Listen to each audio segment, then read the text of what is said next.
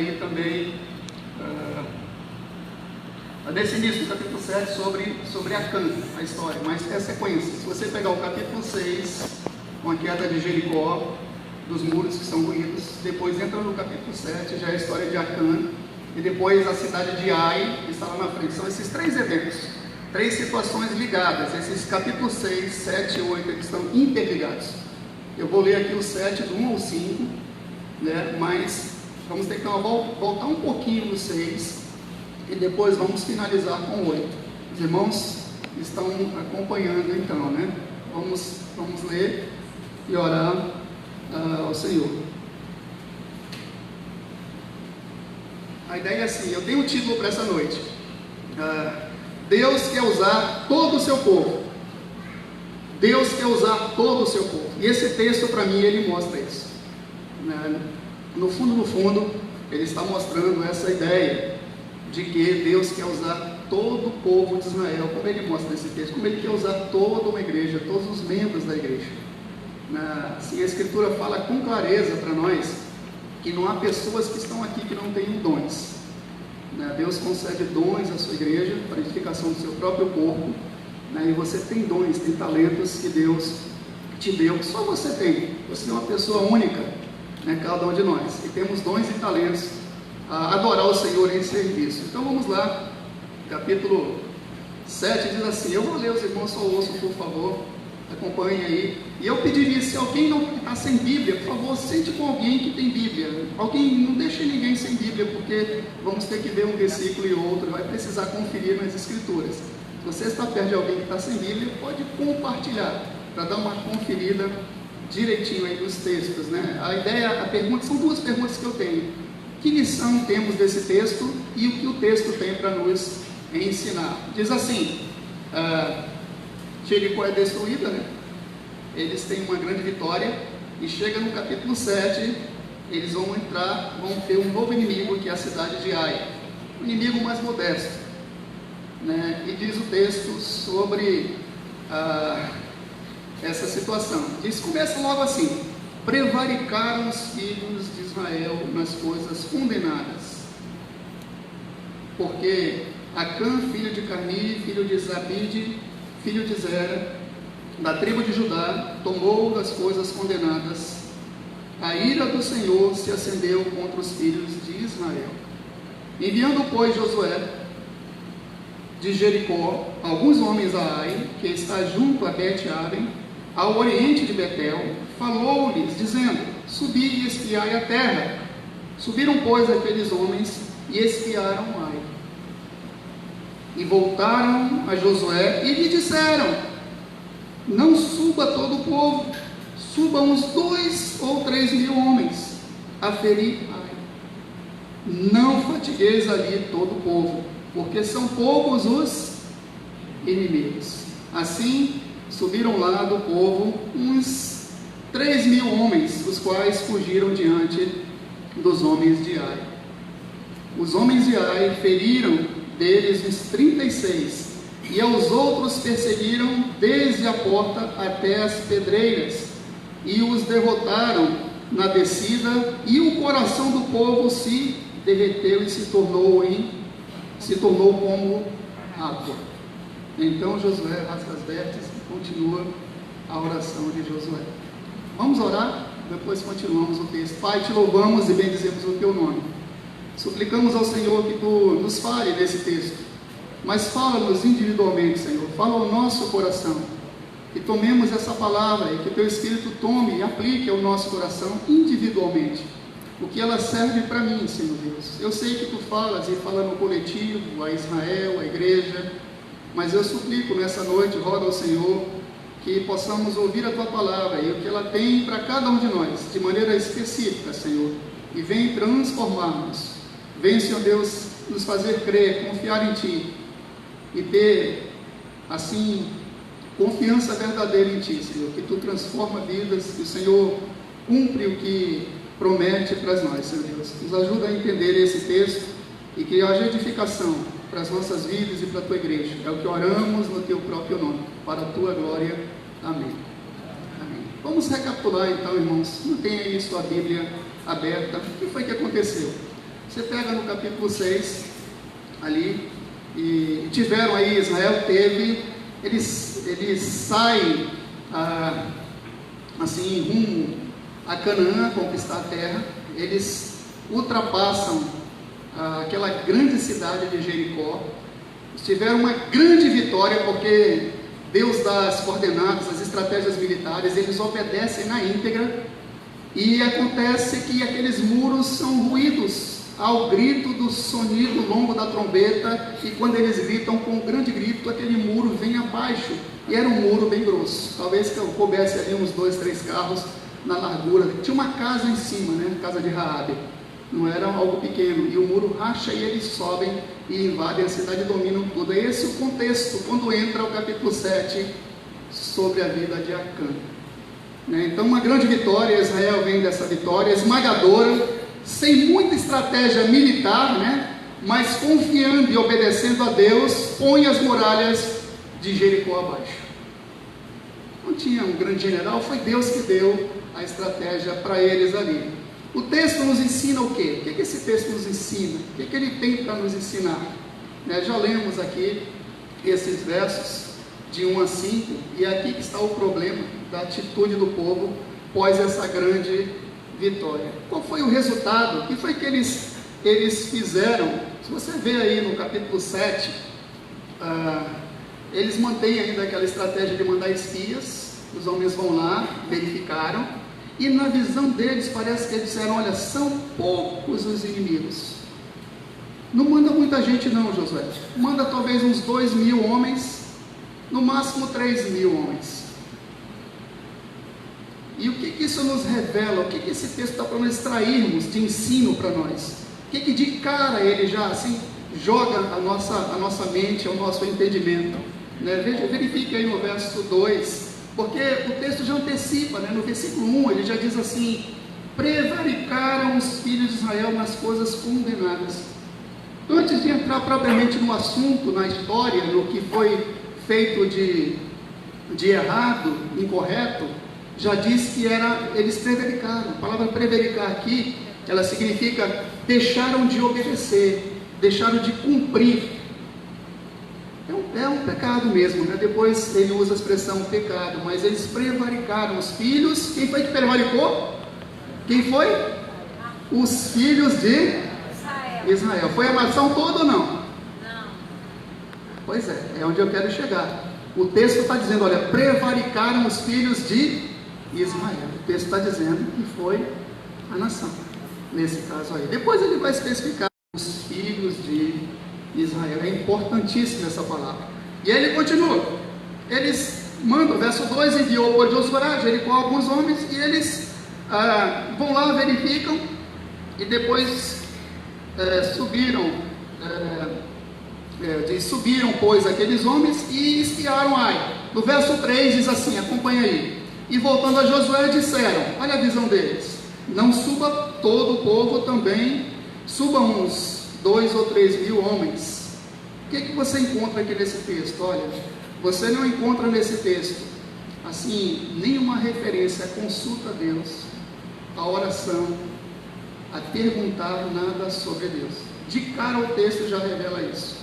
Diferente quando eles vão diante de Jericó. Isso é consolidado mesmo, né? O povo não consulta Deus, não ora, não pergunta nada. O povo diz, faremos assim. É o que está no verso 3, olha. E disseram, suba todo o povo, subam uns 2 ou 3.000. Eles tinham, o que demonstra já de cara para nós, isso eu penso que é consolidado, é que agora o povo já está assim, confiando no seu poder militar, no seu exército, porque eles vieram de uma grande vitória, vieram de uma batalha que foi esmagadora, de uma destruição de Jericó. Os irmãos estão me ouvindo bem? Estão comigo? Estão comigo? Ok. Isso já de cara nós verificamos e vemos. Agora, deixa eu voltar com os irmãos para fazer o histórico, para poder fazer a aplicação, e você vê que isso não deu muito certo, né? Essa estratégia deles aqui. Deixa eu voltar um pouquinho no capítulo 6 e fazer uma breve, assim, retrospectiva, né, da queda do muro de Jericó. Vamos lá, capítulo 6, se você voltar, não vamos ler tudo, mas no capítulo 6, se você pegar o versículo 1 até o 5, ele narra uma estratégia que Deus dá para o povo, e diz assim: ora, capítulo 6, verso 1, ora, Jericó estava rigorosamente fechada por causa dos filhos de Israel, ninguém saía nem entrava. Então disse o Senhor a Josué, estou lendo o verso 2 do capítulo 6, olha, entreguei nas tuas mãos Jericó e o teu rei e os seus valentes. Deus está nesse negócio aí ou não, irmãos? Sim. Está. Deus está em conversa com Josué, e Josué conversa com Deus. No capítulo 7 não, é diferente. Eles vão lá, eles espiam a terra, eles decidem o que vão fazer, eles dizem como é para fazer, eles montam a estratégia e diz até um número, uns 2.000, uns 3.000 no máximo, chega lá. E aí você verifica, verso 3, vós, porém, todos os homens de guerra, rodeareis, é uma estratégia de Deus, rodeareis a cidade, cercando-a uma vez, assim fareis por 6 dias. Aí ele fala, 7 sacerdotes levarão 7 trombetas de chifres de carneiro adiante da arca, da arca. No 7º dia rodeareis a cidade 7 vezes, e os sacerdotes tocarão as trombetas. E ele dá o resultado disso. Deus está montando a estratégia, dizendo que vai fazer, e o povo tinha que fazer o quê? Obedecer com fidelidade à estratégia de Deus. Verso 5, e será, e ele diz o que vai suceder, o que vai ocorrer. No verso 5 ele declara, e será que tocando-se longamente a trombeta de chifre de carneiro, ouvindo voz o sonido dela, todo o povo gritará com um grande grito, o muro da cidade cairá abaixo, e o povo subirá nele, cada qual em frente de si. Deus dá estratégia, Deus monta tudo e diz, vai acontecer isso, vai suceder dessa forma. No capítulo 7, você não encontra isso. Então vimos aqui no capítulo 6, na queda do muro de Jericó, o seguinte, só revisando brevemente os pontos, né? Do ponto de vista de estratégia militar, tudo muito simples. Rodear a cidade durante 6 dias, uma só vez. Depois também, no 7º dia, eles iam rodear a cidade 7 vezes, 6 dias, rodeava uma só vez. No 7º dia, eles iam rodear 7 vezes. Imagine a expectativa daquele pessoal dentro dos muros de Jericó. Se você verificar no capítulo 6, verso 10, lá diz assim, olha,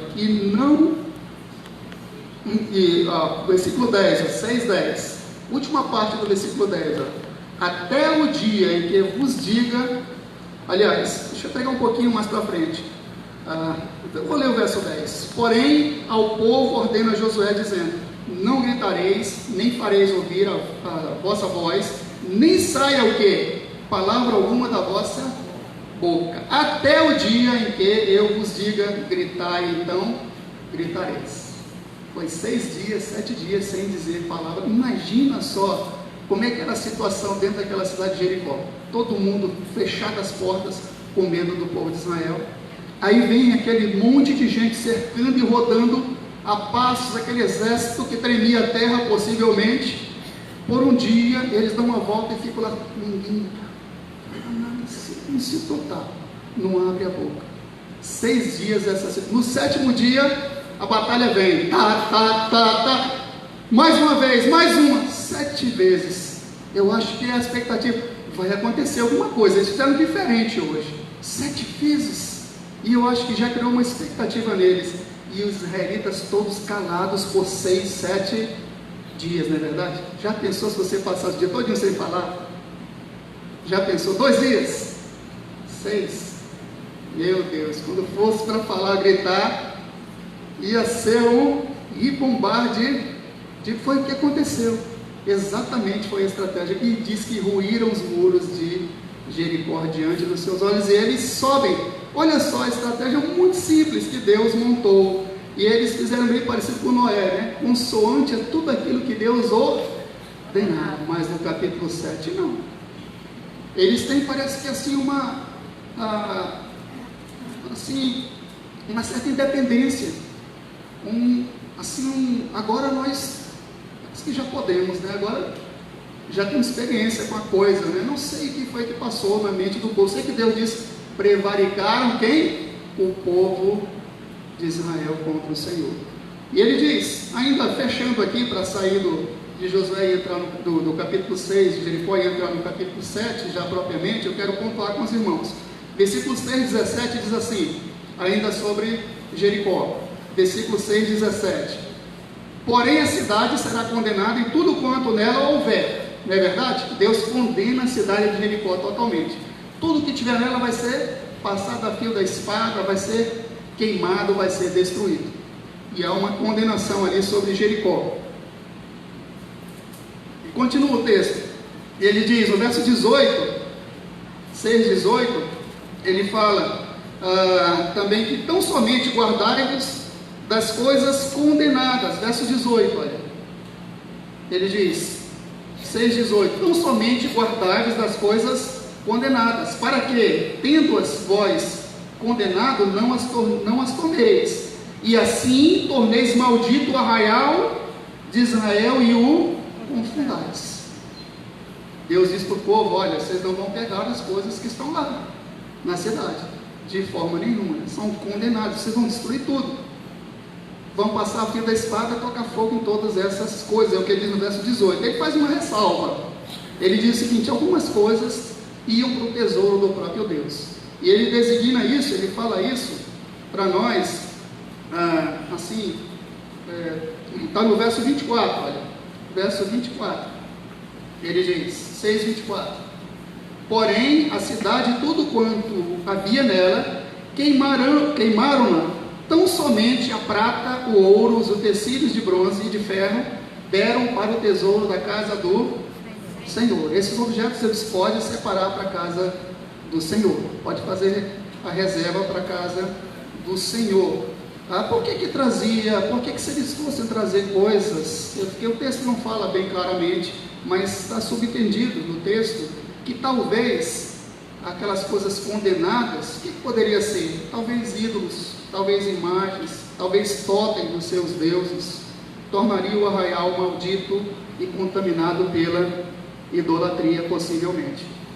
O texto não fala exatamente quais são essas coisas condenadas, mas podiam ser imagens, podiam ser totens mesmo, podiam ser coisas que assim levassem o povo a pecar. No verso 20, no verso 6:20, é quando caem as muralhas de Jericó. 6:20, certo, Valdivino? Certo, 6:20, diz assim: gritou, pois, o povo, e os sacerdotes tocaram a trombeta. Tendo ouvido o povo o sonido da trombeta, levantando grande grito, ruíram as muralhas, e o povo subiu a cidade, subiu a cidade, cada qual em frente de si, e a tomaram. Que maravilha, né? Aquela coisa ruiu, foram subindo afoitamente. Depois diz o texto, afoitamente eles subiram e invadiram Jericó ali, pela obediência a Deus, uma simples ordem, uma simples confiança no seu Deus. Mas, se você ver o verso 27, o verso fecha, capítulo 6, verso 27, ele fecha a obediência do povo, e diz assim, direitinho, está tudo arrumado, tudo com os pinguinhos nos i, né, e como se diz os tracinhos do T. O povo fez direitinho aí. No verso 27 diz assim: assim era o Senhor com Josué e corria a sua fama por toda a terra. Só que entra no capítulo 7, ele já entra e já pega direto. Prevaricaram os filhos de Israel nas coisas condenadas. Prevaricaram os filhos de Israel nas coisas condenadas. E nós já vimos aí, e aí eu pergunto, que lição tirar de um texto desse, irmãos? Que lição tirar? O que nós podemos extrair para a nossa vida, para a igreja, para a nossa existência nos dias de hoje? Como é que Deus pode nos falar nesses textos? Porque Assim, falei para os irmãos, é como se ele dissesse aqui nesse texto, nós damos conta, são poucos os inimigos, parece que o povo aqui já confia mais em si mesmo do que em Deus. É o que está dando para ver aqui no capítulo 7, né, esses pontos. Eles não precisam orar, consultar o Senhor, perguntar a sua vontade, façamos assim. Eles dão as ordens, né? Capítulo 7, eu já li com os irmãos, verso 3, eles dizem para Josué o que fazer, olha, 7, 3, não tem uma oração, não tem uma palavra, não tem uma consulta. Verso 3, eles voltaram a Josué e lhe disseram, façamos assim. Eles dizem mesmo, né? Lembra um pouquinho lá de Tiago, né? Que diz que quando formos para um campo, não diga, vamos e amanhã faremos isso e tal, mas se o Senhor quiser, parece uma coisa simples, né? Simplista. Tem que dizer, né? Se o Senhor quiser, é preciso dizer isso. Mas isso envolve atitude de coração. Isso envolve tirar o coração e os olhos daquele em que devemos confiar e colocar nas nossas obras, nas nossas capacidades. Porque Deus pode usá-las, sim. Mas se tirar isso, irmãos, não é uma coisa simples, não. É seríssimo. Deus diz, é pecado, é prevaricar, é errar, é transgredir. E eu e você, e a igreja, podemos cometer esse erro. O povo de Israel cometeu esse erro. Tirou os olhos do Senhor, né, e confiou. Assim dá para tirar essas lições. Eu penso que não é exagero, não. É isso mesmo aqui. É bem consolidado. E é interessante, né? Aí o que foi o resultado disso, né? Diz assim em capítulo 3, voltaram a Josué e disseram, aí o resultado que foi? São derrotados os homens de Ai, no verso 5, diz que fizeram o seguinte, né? Verso 5, olha, os homens de Ai feriram deles uns, verso 5, 7 e 6, olha, uns 36, e aos outros perseguiram, e o coração do povo ficou derretido. 36 israelitas morreram. Depois a gente vê aqui mais o Acã, né? 37 ali mortos nessa situação. E aí no versículo 7, do 7 e 9, Josué faz uma oração. Josué ora. Mas o que acontece? Qual é a oração de Josué? Disse Josué, Senhor, Deus, por que fizeste este povo passar do Jordão para nos entregarem nas mãos dos amorreus, para nos fazerem perecer? E a oração dele é uma pergunta, ele inicia até o 9, queixa, namora e falando o que vai acontecer com o grande nome de Deus e tal. Qual é o problema disso? É uma oração tardia, na hora e no momento errado. Era lá atrás. E ele já ora ali no verso 7, vai até o 9. E pode ver que a resposta de Deus no 10 consolida isso que estamos falando com os irmãos. Então Josué rasgou as suas vestes e prostrou-se em terra, ele e os anciãos de Israel. Não foi só o Josué, não, os próprios anciãos conselheiros também, aqueles que tinham dito vamos só com 2 ou 3 mil homens também. E aí ele diz, por isso foi tardio, né? Demonstrando a independência do povo diante do seu Deus. E aí o verso 10, Deus intervém. Deus fala. Deus começa a dizer por que o povo prevaricou. E ele começa a falar com Josué, capítulo 7, verso 10. Diz assim, olha, então disse o Senhor a Josué. Deus está falando aqui? Tá. E aí ele começa aquele diálogo que foi quando teve com Josué para destruir Jericó. E ele diz, levanta-te, porque estás prostrado sobre o teu rosto. Josué ali reclamando, orando, ele diz, olha, Josué, te levanta daí, por que tu estás prostrado sobre o teu rosto? E Deus, porque ele jogou muita culpa em Deus, porque Deus fez isso, na verdade. A oração dele dá para entender que tinha um pouco de queixas nesse sentido. E aí Deus diz com todas as letras no verso 11, o que ele diz no verso 11? Israel pecou. Deus diz diretamente, Israel, ele não disse uma pessoa, ele diz Israel pecou. O povo de Israel pecou e violaram a minha aliança, aquilo que eu lhes ordenara, pois tomaram das coisas condenadas, e furtaram, dissimularam, e até sobre a sua bagagem colocaram, ele diz. Ele coloca esses pontos. Israel pecou, a nação pecou, o povo pecou. Quais lições, irmãos, tiramos desse texto? O que tem para nos falar? Alguns podem dizer assim, ó, foi a pergunta que eu fiz, Macilda, agora há pouco. Alguns podem pensar e dizer, bom, o que ensina esse texto? Assim, alguns podem dizer, né, só Acã pecou, mas não é o que o texto diz, não. 7:1 diz que prevaricaram os filhos de Israel. E no verso 11 diz, Israel pecou. Ele diz e usa essa expressão. Olha, o que o texto nos ensina então? Eu quero fazer uma comparação com os irmãos. Ouçam só. Assim, como o título, né? Deus quer usar todo o seu povo. É assim meio parecido com um jogo de futebol. A igreja tem 22 precisando desesperadamente de descanso pelo trabalho. E tem 22 mil na arquibancada, precisando trabalhar e se envolver. Os irmãos entenderam a aplicação aqui da história, né? Jogo de futebol, 11 do lado, 11 do outro, 22. E às vezes o que ocorre na maioria das igrejas? 22, desesperadamente precisando descansar, mas tem na arquibancada 22 mil, precisando, né, de se envolver, né, no trabalho e se envolver muito mais. Eu penso que isso tem tudo a ver com o texto que estamos lendo aqui, estamos vendo.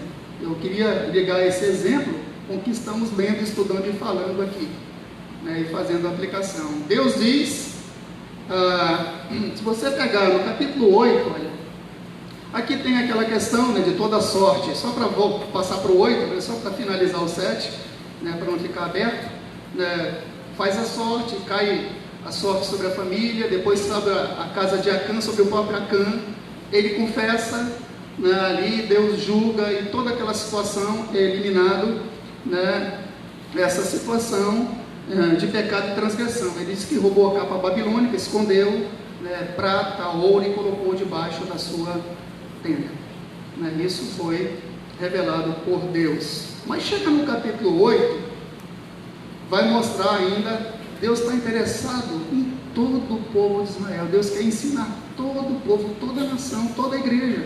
Deus quer a participação de toda a igreja. Deus quer o serviço de todo o seu povo. Deus quer que todos possam ir vão para a guerra. Naquela época era guerra, né? Hoje ainda é guerra, mas uma guerra diferente. Mas a convocação é geral. E para mim o texto ensina isso. Para mim o que é principal do texto é isso. Porque veja só no capítulo 8, verso 1, o que acontece. Olha só as palavras. Se você pegar uma caneta e anotar toda vez que Deus diz todos, todos, todos no capítulo 8, é muito interessante. Porque Deus convoca todos. Eles queriam 2, 3 mil. Não, mas não é assim. No serviço de Deus não tem uma elite especial, um clero especial.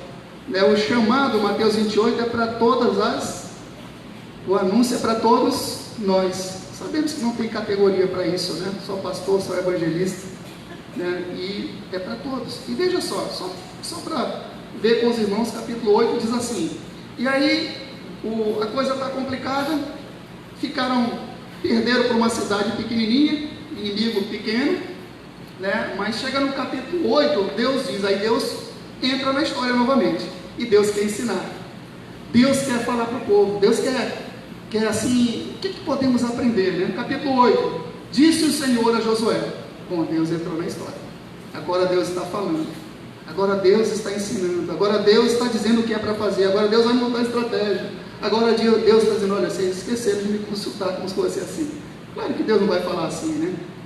Ele mostra na prática, ele deixa muitas vezes sairmos como filho pródigo, né? E depois temos várias lições e retornarmos e ver que ele nos ama, e ele ama o seu povo, e ele quer ensinar o seu povo. Então, diz assim, disse o Senhor a Josué, não temas, não te atemorizes, toma contigo o quê? O que, irmãos? Toda a gente de guerra, dispõe-te e sobe a Ai. Aí ele começa a expressão toda. Ele diz, olha, dispõe e toma toda a gente de guerra. Não fique nenhum sentado no banco, nenhum indisposto, nenhum sem serviço, nenhum que diz, eu não tenho competência, eu não tenho talento, eu não tenho dom, eu não sei fazer. Não, Deus não bota essa categoria aqui. Todo mundo que está aqui, que Ele chama, Ele agracia, diz a Escritura, né, que Ele nos concedeu dons, e não há ninguém autorizado a sentar-se e ficar tirando poeira dos bancos. Não há ninguém. Não, a Bíblia não ensina isso.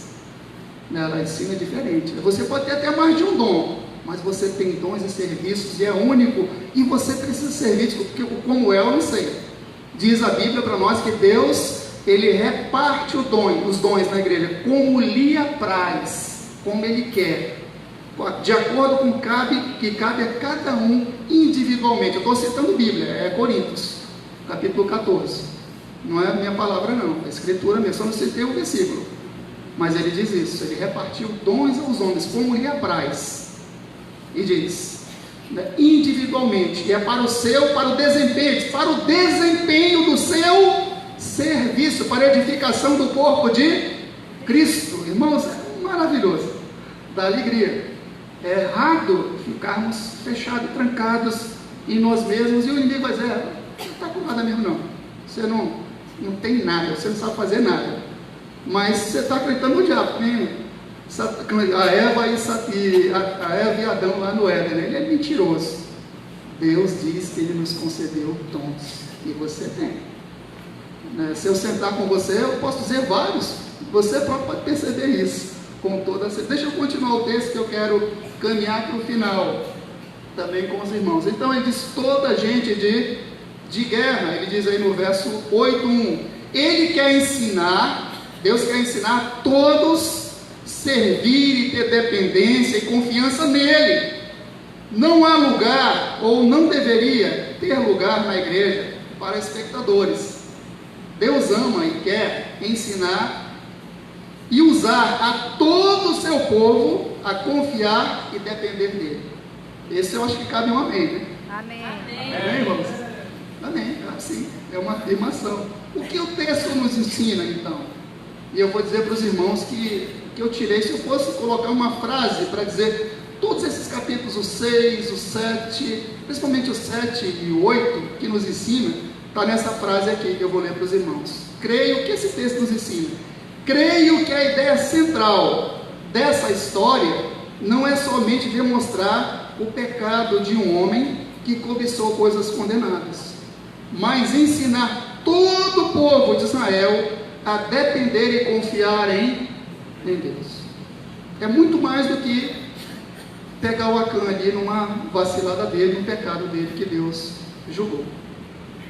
Mas Ele quer todo o povo enganjado, todo o povo arregimentado nesse serviço, né? Hoje falamos um pouquinho sobre discipular, né? Estamos em franco discipulado. Todas as classes de EBD estão aprendendo a discipular. Tem um material, estão na 6ª lição hoje, né? E cada pessoa está sendo treinado para discipular outros, né? E assim, tem um verso em Filipenses que diz assim: andemos todavia conforme aquilo que já alcançamos. Você está entendendo, né? Andemos todavia conforme aquilo que já alcançamos. Bom, eu não sei todas as respostas discipuladas, não sei dizer que é santidade totalmente, sei dizer isso, mas olha, tem muita coisa que você sabe falar da sua experiência. É como aquele cego, quando você experimenta Jesus, quando você transforma uma conversão verdadeira, não tem como negar como aquele cego que foi curado há 36 anos. Ele disse: olha, uma coisa, eu não sei teologia. Ele falou estou parafraseando para os fariseus, eu não sei teologia, eu não sei se ele é pecador ou não. Uma coisa eu sei, eu era cego e agora eu vejo. Aí você vai discipular com a sua experiência, com aquilo que Deus fez na tua vida, com aquilo que realmente aconteceu contigo. É claro que vai precisar estudar e ensinar para melhorar algumas respostas que vai vir de lá para cá, mas Deus quer contar conosco no trabalho deles. Precisa, não dá de forma nenhuma. Isso, então ele continua, Deus ensina, está ensinando isso. Deus convoca o povo, todo o povo. Vê só alguns versos, 8:1 já vimos, né? Toma contigo toda a gente de guerra. O texto inicia dizendo que Deus fala, Deus ordena, Deus disse a Josué, é o que diz o texto 8:1. Tudo isso tem a ver, Deus agora dando as diretrizes, as coordenadas, as estratégias, dizendo como é para ser feito. Ele está nisso. Agora tem aquela parceria entre Deus, e não jogaram Deus de escanteio. No capítulo 7 tinham feito isso possivelmente. O próprio Deus dá a estratégia de guerra. Veja aí no versículo 2, 8:2, Deus dá a estratégia de guerra. O que Deus diz? Farás a Ai e o seu rei, como fizeste a Jericó e ao seu rei. Agora vocês vão ver só. É como se ele dissesse assim: vocês foram lá e quebraram a cara, né? Mas agora eu vou mostrar para vocês. Confiem em mim, obedeçam. É o que ele está colocando. Farás a Ai e ao seu rei, como fizestes a Jericó e ao seu rei. Somente que para vós outros saqueareis os seus despojos e o seu gado. Põe, aí Deus diz a estratégia. Qual é a estratégia que Deus diz para Josué? Põe em os irmãos estão comigo aí?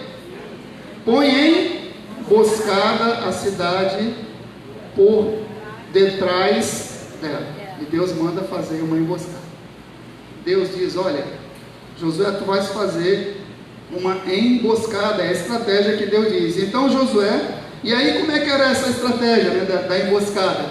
Né, quando o povo de Israel fosse lá novamente, aqueles homens iam vir contra Josué e mais 5.000 homens, né, mais 30.000 de Israel. Olha só os números, esses números são importantes.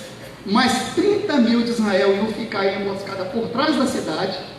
Quando eles viessem, o rei de Ai meteu afoitamente para perseguir Josué de novo. Não, agora nós vamos fazer eles correrem de novo. E aí eles vêm, e aí vocês entram na cidade e tocam fogo. Era isso que Deus tinha dito, era essa estratégia. Desse jeito, e foi o que aconteceu.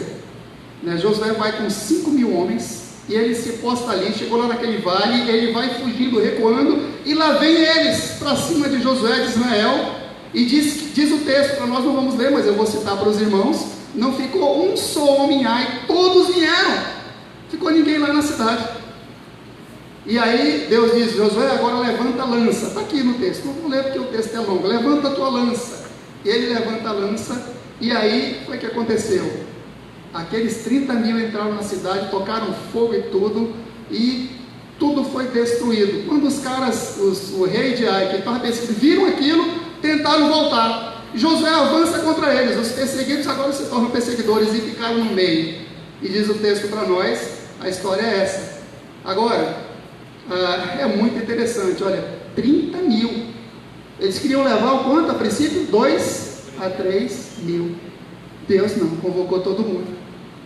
30.000, depois vai 5.000, todo o povo de guerra. Isso ensina para nós, irmãos, que não tem uma elite na igreja para fazer serviço teológico, de ensino. É o povo de Deus para fazer o seu trabalho. É assim que a igreja cresceu em Atos.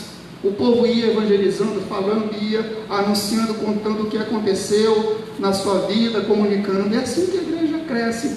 Não é só a igreja crescer em si, porque não é o crescimento pelo crescimento, é assim que é proclamado o reino de Deus, é assim que é anunciado o reino de Deus, é assim que nós somos edificados e edificamos vidas.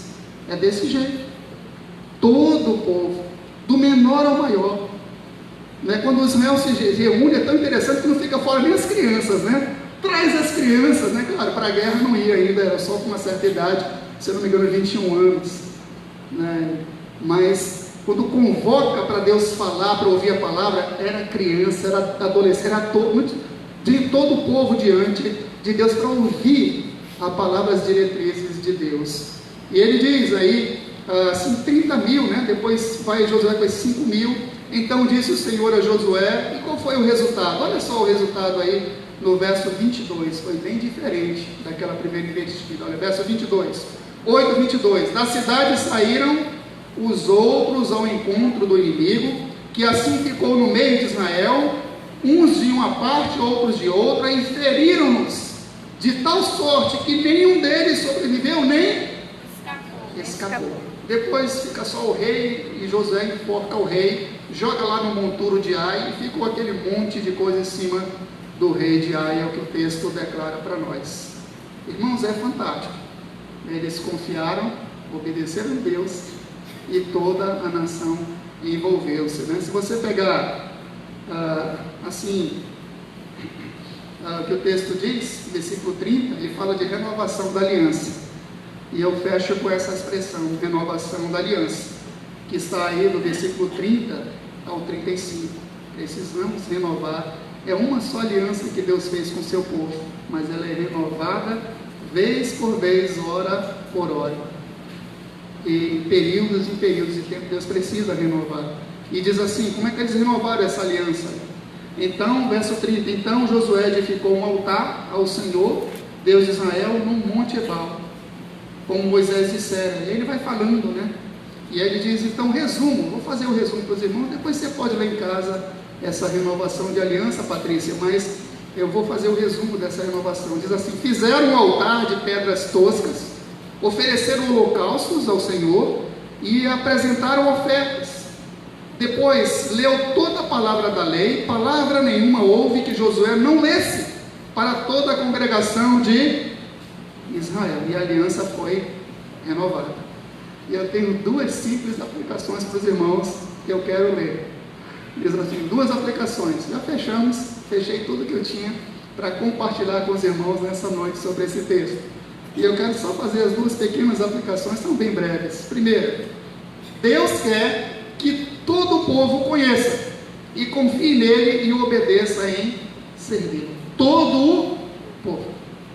Deus ama e quer que todo o povo da aliança seja convocado a servi-lo e servi-lo em amor. Vamos orar nessa noite? Vamos orar ao Senhor. Faz sua cabeça e oremos. Você faz parte do povo da aliança, todo o povo da aliança.